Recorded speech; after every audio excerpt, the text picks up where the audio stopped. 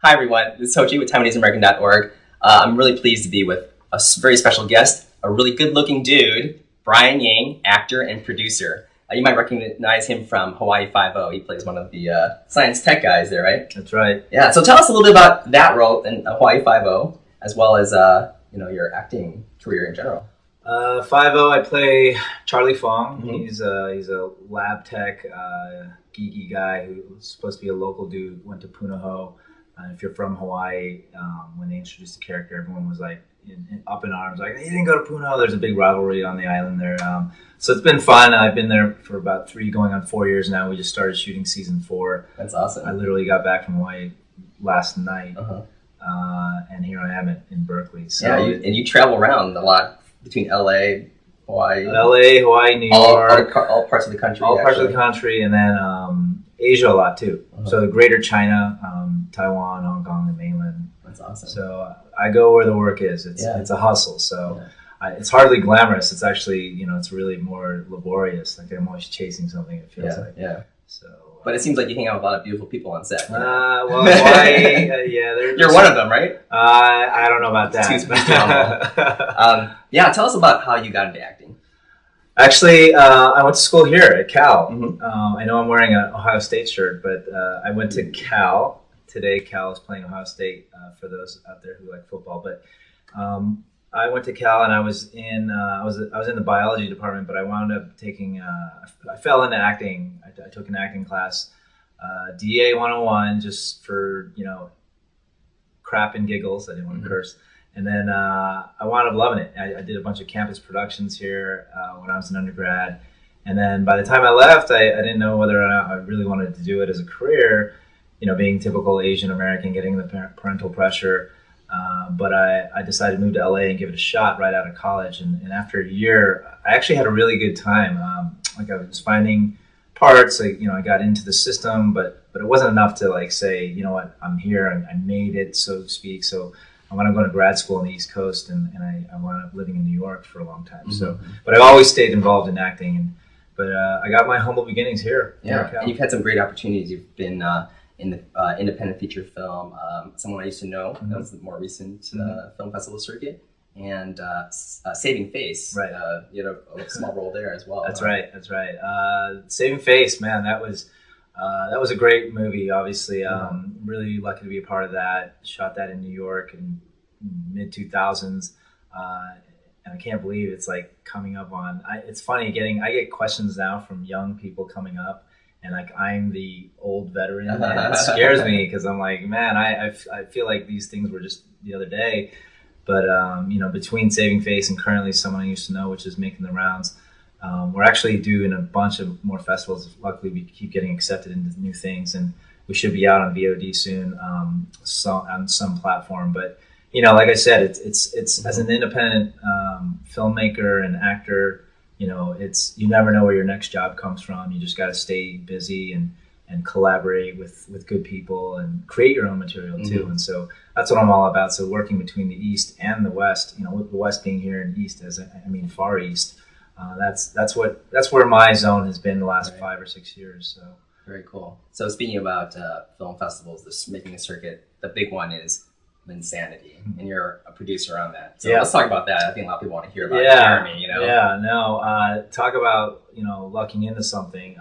Linsanity, which opens October 4th nationwide, in limited release, but hopefully will grow into more depending on how it's received. So please get out there and buy your tickets, buy out screenings. Go to. You can bring it to cities that it's not opening to. That's right. You can get 100+ tickets. Actually, it's not even that many. Really? Tug, who's handling our one-off screenings. If you got to register with Tug, someone has to say, I'm going to be the organizer, and then Tug will give you feedback and say, look, in Fayetteville, Arkansas, you only need 61 tickets sold. Mm-hmm.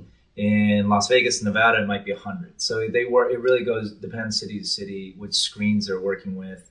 So I've seen it as low as 60, which is really low. But we're hoping we can get healthy numbers in all these other cities. But we're starting in 11 core markets in theatrical release. We've got at least another dozen or so Tug screenings. The interest is growing. So Taiwan's opening 10-11 as well the following week, which is exciting because people out there are clamoring for it. I would say we are expecting that it may even perform better out there than it might here, or at least equally as well. For such a small nation, it's exciting. But Linsanity, that project started 3 years ago. It started as a simple web series idea when Jeremy was at Harvard.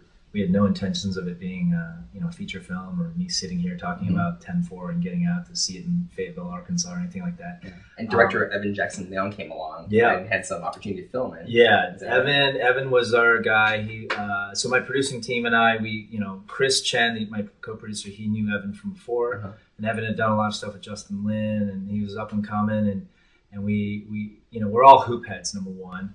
We love basketball, and so that was the genesis, and thinking and seeing a Jeremy story even so early on in high school and college, and seeing what he had done at that level, with no easy feat, winning state player of the year, going to Harvard and breaking all kinds of records, and then becoming a prospect for the NBA, that's what was interesting to us.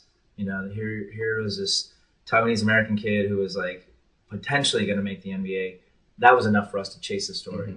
So we approached him and his family and got rejected at least several times now, and it was a constant kind of like just I always compare it to when you're courting someone. You're like, you get turned down the first date, and keep at it, hang around the hoop, and you never know what garbage might fall in your lap. Right. So, and then Linsanity happened, right? Well, we went. That was 2010 when we started pursuing it, and then all of 2011 was very uneventful. We actually got the green light. We started shooting, and we were thinking the story would go from just his humble beginnings here in the Bay Area to making the NBA. Which was a great story. He makes a hometown team with Golden State Warriors. Everyone's like, "Wow, Cinderella story." And again, that was it. That was flat out going to be it. And then what happened was, the NBA actually had a strike after his rookie season, and so there was potential of not having a season. It wound up being they cut out, maybe it was a third of the season, but because of that prolonged summer, we actually decided let's keep shooting, and we had a lot more time with him. We followed him all over the world, literally, and then we were even thinking, because they didn't know if they were going to have a season, we're thinking we were going to go with him to Italy or China. He was thinking of playing overseas somewhere. And then, then the season, the strike is lifted. He goes back to Golden State, and on day one, he gets cut. And we're like, oh man, our story, we decided to keep shooting, and maybe we should have ended it last year when he just made the NBA. So let's see what happens. And, sure enough, he goes to Houston, he gets cut again. He goes to New York, and nothing's happening for 20 games in New York. And so we were wrapping it up. We were like, look, the writing's on the wall. He's going to get cut again from New York, and we're just going to have to go back and figure out a way to end this, or maybe it never sees the light of day. Who knows? February 4th, 2012 comes around, and I'm not even watching the game, because at that time, to be honest, I was just like, we just got to kind of pack it up and go. And then I get a text, and it was like, are you watching this? And I immediately log on and everything, and then the first half was a great half, but it was like 10 points, 6 assists, and in the second half he just explodes. And history began because at the end of February 4th, that night, we're like, we have an ending. That was amazing. We're all excited and beside ourselves, but we didn't think Linsanity wasn't even a word yet. Linsanity didn't come along until like maybe game 3. You had the Utah game, then the Washington game, and so. And then, of course, by the 4th game, which was the Lakers, it was just flat out like the world was, enraptured by the story. So. And it's all captured in the Linsanity documentary, which I have seen twice, and I thought was awesome. I saw it on a press screening, and then I knew I had to see it again with my people. And so I saw it at the San Francisco International. Cool. It's an event film, so go out in groups. For sure. So make sure you all catch it when you can. If you can't bring it to your city, I'm sure it'll come out on DVD, and everyone has to buy one. It's amazing. I can't wait myself. So I'm looking forward. I'm going to watch it a third time and a fourth time. But anyways, be sure to watch out for it. It's coming out in theaters on October 4th. Starting. And you can find out more information on their website, LinsanityTheMovie.com.